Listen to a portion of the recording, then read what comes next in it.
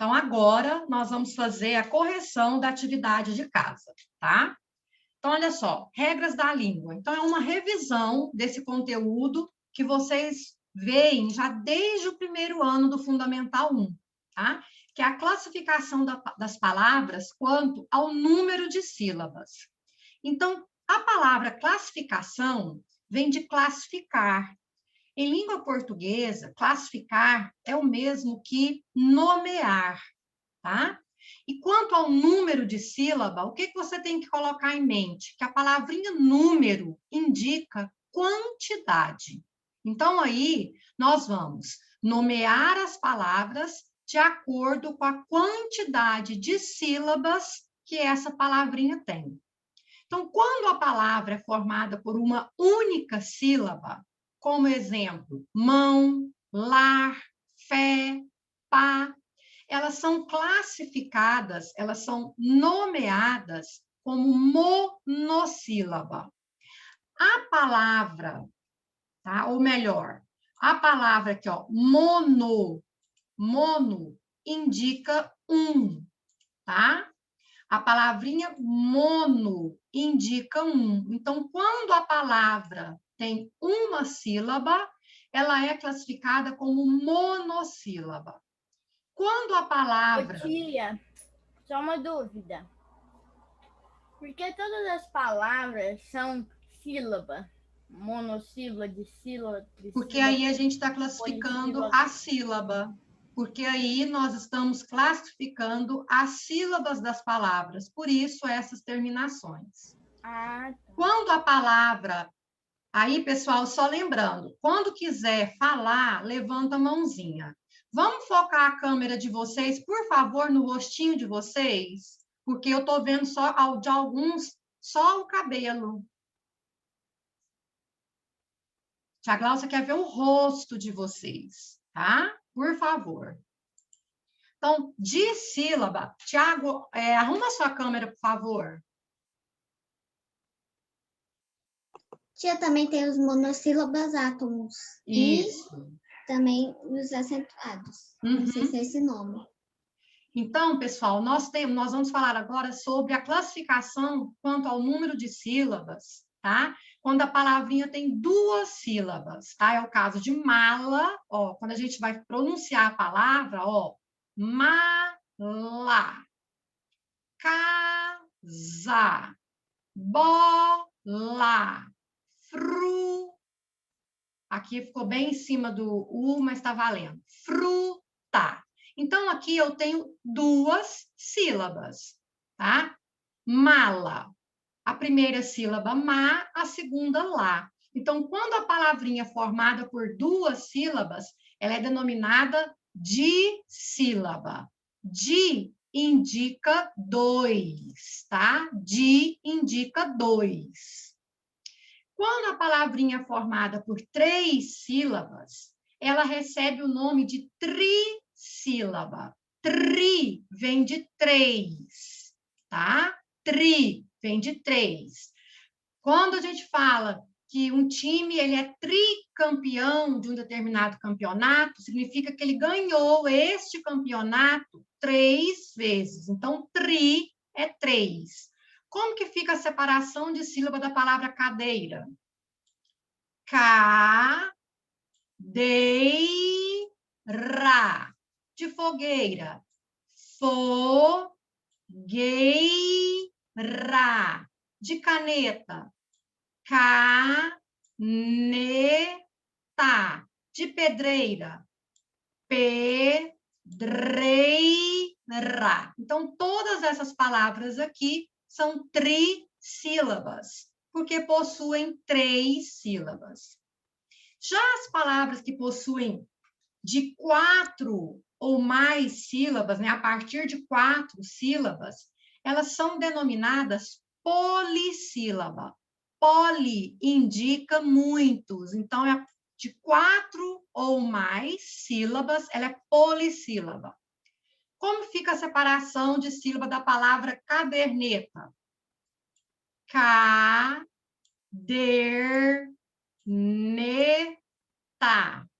Politécnica. Po, tá? É o P com o O junto.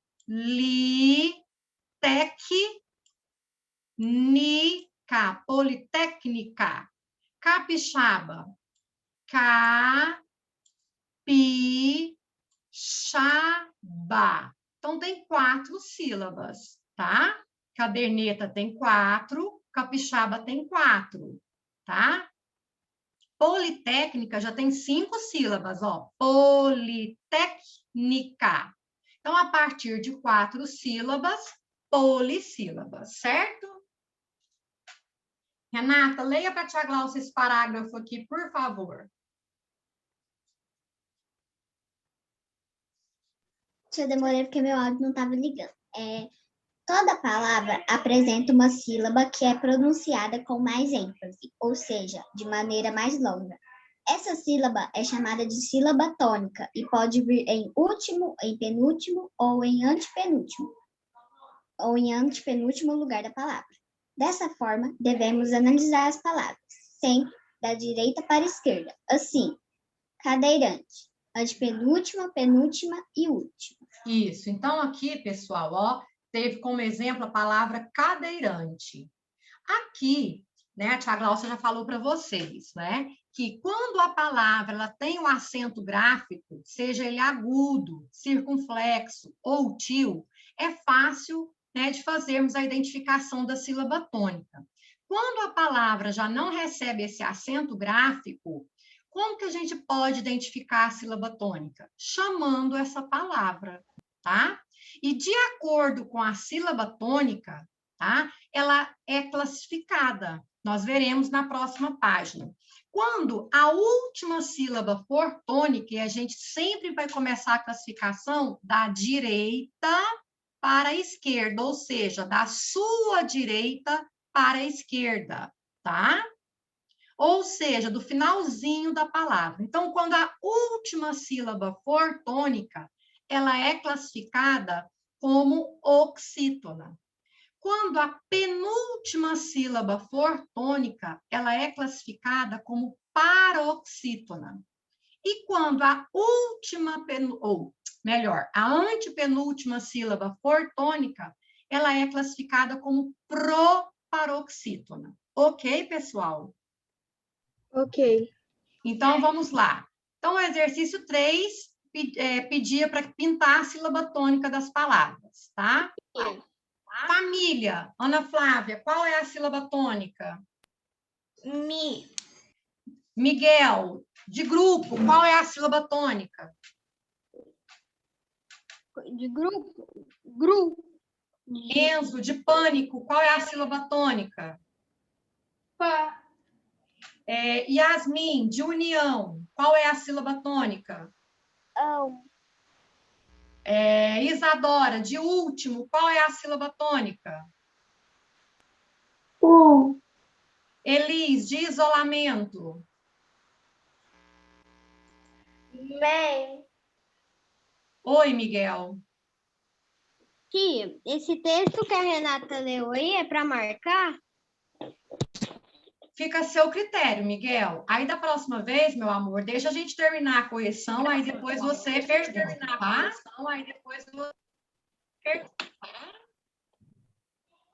Annelise, de diferença, qual é a sílaba tônica? Tiago, de acolhida, qual é a sílaba tônica? Li. Annelise, de isolar, qual é a sílaba tônica? Lar. Então, turma, se vocês observarem, quando a palavra já tem um acento gráfico, tá? Seja o agudo, seja o til, seja o circunflexo, é fácil de identificarmos a sílaba tônica, tá? Então, quais são os acentos gráficos? Agudo, til e circunflexo. Quando a palavra não tem esses acentos gráficos, para descobrirmos a sílaba tônica, basta chamarmos a palavra. Por exemplo, diferença. Qual foi a sílaba que eu falei com maior tonicidade? Reno. Reno. A sílaba tônica é reno. Acolhida. Li. Isolar. Lar.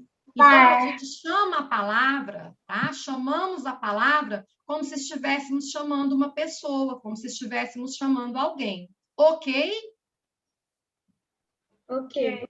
Pessoal, vamos prestar atenção, por favor? Aí aqui, ó, eu tenho o exercício, ou melhor, eu tenho aqui regras da língua, que foi o que a tia Glaucia acabou de falar na página anterior, na página 20. Quando a palavra, tá? Quando na palavra, né, melhor dizendo, a última sílaba for tônica, ela é classificada como oxítona. Quando a penúltima sílaba da palavra for tônica, ela é classificada como paroxítona. Quando a antepenúltima sílaba for tônica, ela é classificada como proparoxítona. Como que a gente faz essa observação? Como classificamos? A partir da direita para a esquerda, ou seja, do final da palavra, tá? Para o início, da sua direita para a esquerda.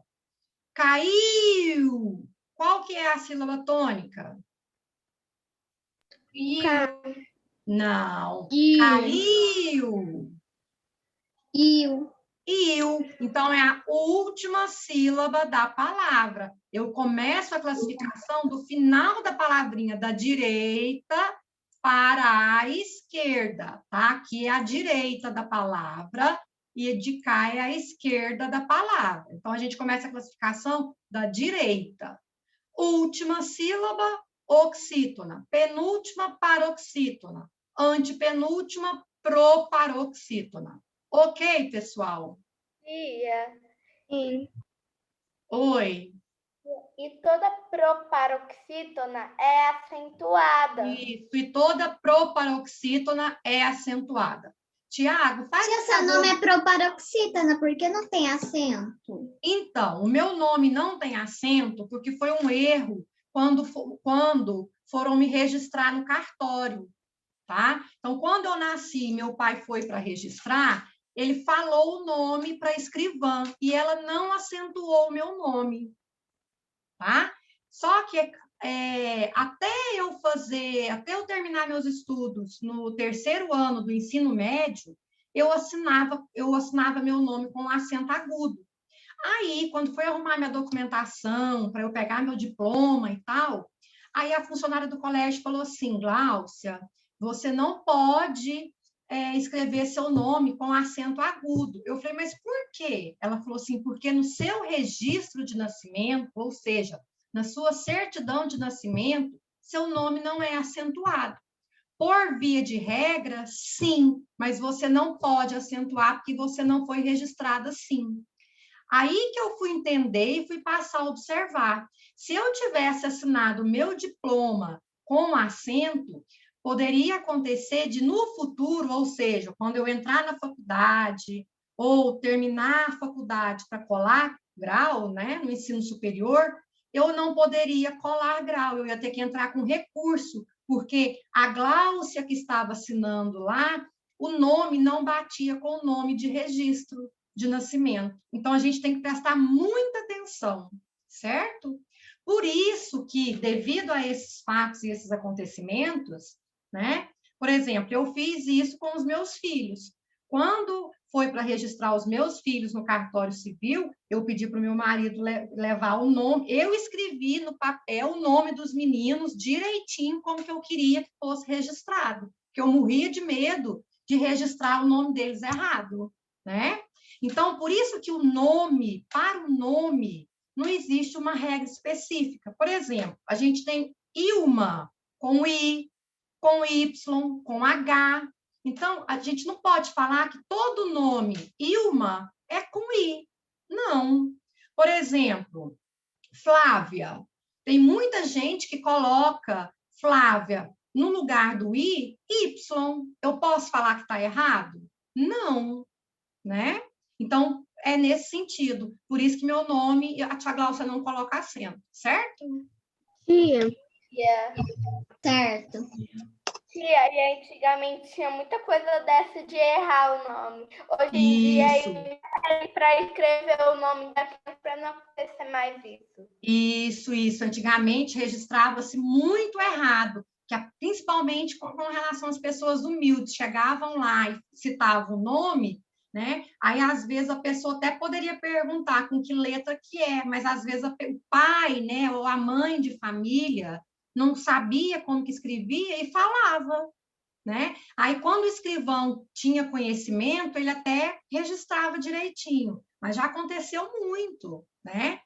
E no Brasil, o tal do brasileiro é muito complicado.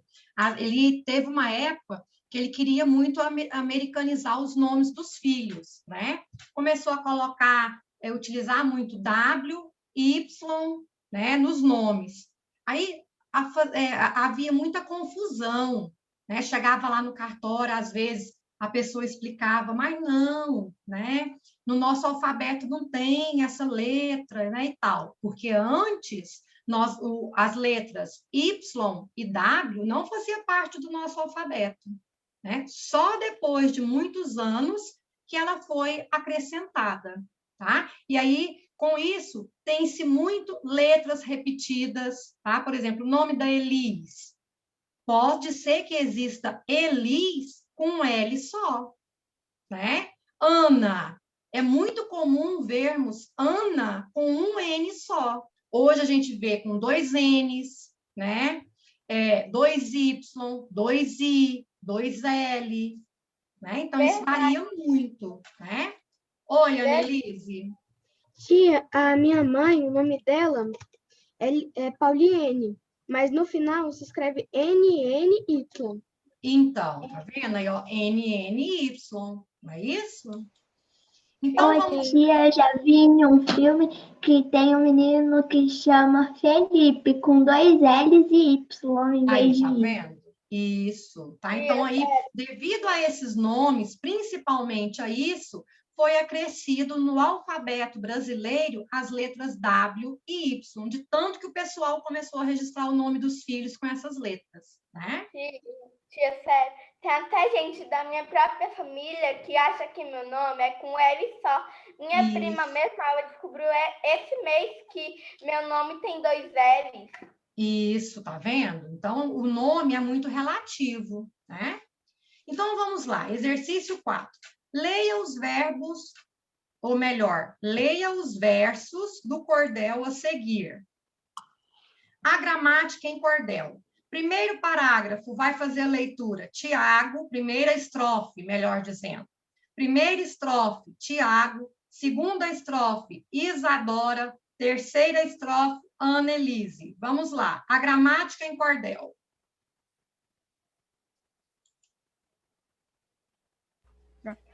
Tá me ouvindo, tia? Pode ler, Tiago. A gramática em cordel. O nosso lindo alfabeto oferece aos estudantes as suas 23 letras bem claras e importantes. São elas 5 vogais e 12 consoantes. E 18 consoantes. É isso. Das vogais às consoantes, quero uma a uma explicar. As letras trazem fonemas e, para ficar mais claro, os fonemas são os sons que usamos para falar. Sobre as sílabas vou falar, no correto português. É uma letra ou grupo de letras, 2 ou 3, contanto que a nossa língua as pronúncias de vez.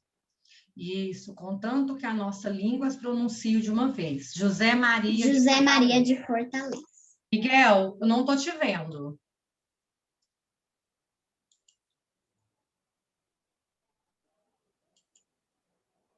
Miguel.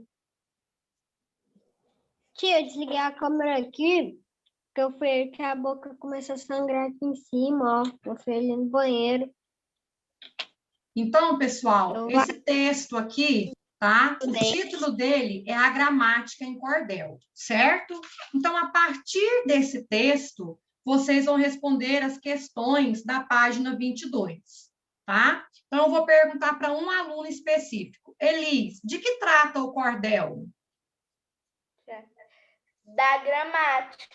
Isso, da gramática, tá? Ou fala sobre o alfabeto e a gramática. Por que fala lá sobre a gramática? Quando fala, tá? Sobre os fonemas, tá? As letras está relacionada quando ele fala do alfabeto, tá? Porém, a gramática, quando ele está se referindo a fonemas, certo? Onde ele fala que os fonemas são os sons que usamos para falar, tá? Então, a resposta é essa. Letra B. A finalidade desse cordel é facilitar a apresentação de conceitos de gramática. Em sua opinião, esse objetivo foi atingido, Ana Flávia? Sim, é uma letra ou grupo de letras, 2 ou 3. Tá, aí, pessoal, vocês poderiam colocar. Então, na sua opinião, esse objetivo foi atingido? Sim, pois no poema, tá? Fala sobre uma classe gramatical, que são os fonemas, tá? Tia, minha letra A ficou assim. Trata-se do alfabeto também, tá certo? Tá certo também. Cláudia, Oi, Elis. na letra B eu coloquei sim, porque deu exemplos importantes da gramática, tá Isso, certo? muito bem. Tá certo, tá certinho. Tiago, você está corrigindo a tarefa?